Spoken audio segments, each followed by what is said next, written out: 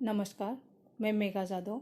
आज हम रचना की दृष्टि से वाक्य के प्रकार इसके बारे में जानकारी लेंगे। इसके लिए सबसे पहले हम देखेंगे कि वाक्य किसे कहते हैं। शब्दों के सार्थक यानी अर्थपूर्ण समूह को वाक्य कहते हैं। उदाहरण, आम मीठा है, मेरा घर विद्यालय के पास है। यहाँ पर सभी शब्द अर्थपूर्ण हैं और इनके समूह के कारण ये वाक्य बने हुए हमें दिखाई देते हैं।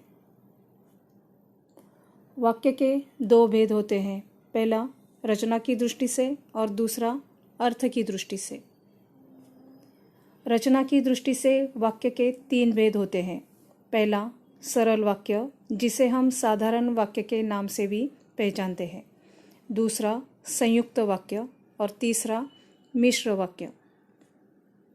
सरल वाक्य, जिस वाक्य में एक उद्देश्य तथा एक विधेय होता है या एक ही अर्थपूर्ण वाक्य होता है, उसे सरल वाक्य कहते हैं। उदाहरण, गोवा की शाम बड़ी अच्छी होती है। यहाँ पर गोवा की शाम ये उद्देश्य है और बड़ी अच्छी होती है ये विधेय है। यानी वाक्य में जिसके बारे में कुछ बताया जाता है उसे उद्देश्य कहते हैं और उस उद्देश्य के बारे में जो कुछ बताया जाता है उसे विधेय कहते हैं।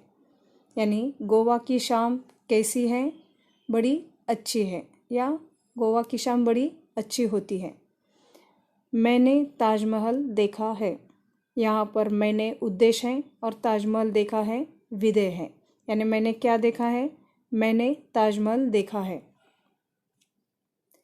संयुक्त वाक्य, जिस वाक्य में दो या दो से अधिक सरल वाक्य समुच्चय बोधक अव्यय शब्दों से जुड़े रहते हैं, उसे संयुक्त वाक्य कहते हैं। उदाहरण, हम टैक्सी में बैठे और टैक्सी निकल पड़ी। यहाँ पर हम टैक्सी में बैठे ये एक सरल वाक्य है और दूसरा टैक्सी निकल पड़ी ये भी एक सरल वाक्य है। और इन दो सरल वाक्यों को जोड़ने के लिए और जैसे समुच्चय बोधक अव्यय शब्द का इस्तेमाल किया गया है, ठीक वैसे ही मांडवी नदी काफ़ी बड़ी है ये भी एक सरल वाक्य है। और दूसरा, वर्षभर पानी से भरी रहती है ये भी एक सरल वाक्य है। और इन दोनों को जोड़ने के लिए तथा इस शब्द का उपयोग किया गया है। तो यहाँ पर दो सरल वाक्यों को जोड़ने के लिए और, लेकिन, किंतु, तथा, पर, एवं, व, इसलिए, बल्कि इत्यादि समुच्चय बोधक शब्दों का उपयोग किया जाता है। मिश्र वाक्य, जिस वाक्य में एक मुख्य वाक्य और बाकी आश्रित उपवाक्य होते हैं उसे मिश्र वाक्य कहते हैं। उदाहरण, आपने किताब दी तो मैं पढ़ाई करूँगी।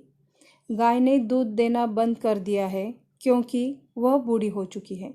यहाँ पर आपने किताब दी यह एक प्रधान उपवाक्य है तथा मैं पढ़ाई करूँगी यह आश्रित उपवाक्य है। यहाँ पर तो इस समुच्चय बोधक शब्द ने इन दोनों वाक्यों को जोड़कर एक बना दिया है। ठीक वैसे ही गाय ने दूध देना बंद कर दिया है। क्यों बंद कर दिया है? क्योंकि वह बूढ़ी हो चुकी है।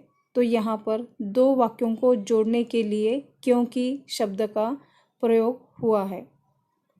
यहाँ पर मिश्र वाक्य बनाते समय या मिश्र वाक्य में क्योंकि, चूंकि, ताकि, जिससे, कि, यद्यपि, तथापि, जो, सो, जैसा, वैसा, मानो, अर्थात इत्यादि समुच्चय बोधक शब्द का उपयोग किया जाता है और ये शब्द सिर्फ एक दूसरे पर आश्रित उपवाक्यों को ही जोड़ने का काम करते हैं।